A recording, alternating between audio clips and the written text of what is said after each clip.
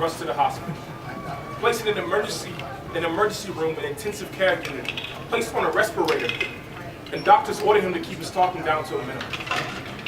When life is taking all of your words from you, the only thing you have left to do is to listen.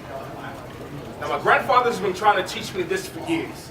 I can remember growing up and eating breakfast around his kitchen tables and listening to him tell a countless number of stories until one time, my cousin interrupted him to ask a very important question. She said, "Granddad, who are you even talking to?" And he replied, "To whoever is listening."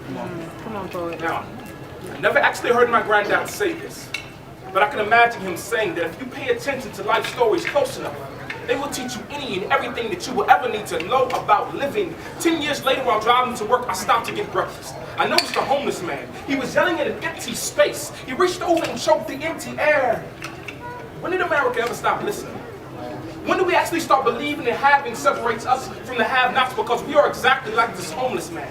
Matriciating our nothings into something that we feel is worth yelling about. I would later be asked did I believe in magic, and I would reply no. Things just don't disappear. And I used to think that this is why atheists didn't believe in God until I had a conversation with one and realized that they actually do. But they just call him by his nickname, Science. How many conversations a day are you away from being truly, truly understood? What's in the living room full of his grandchildren? My granddad passed gas and laughed about it.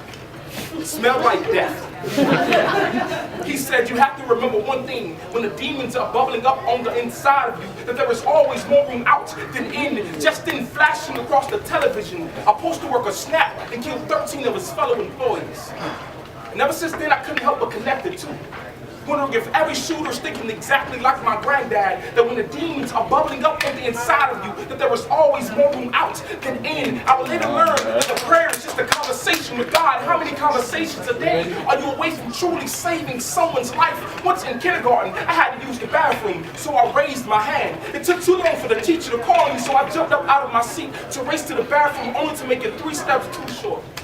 When the teacher found me, she only wanted to know one thing: why I was waiting on her permission to do something that I clearly could do for myself. Too often we pray like this, waiting for God to take the responsibilities for things that we clearly could do for ourselves. My grandfather was a storyteller.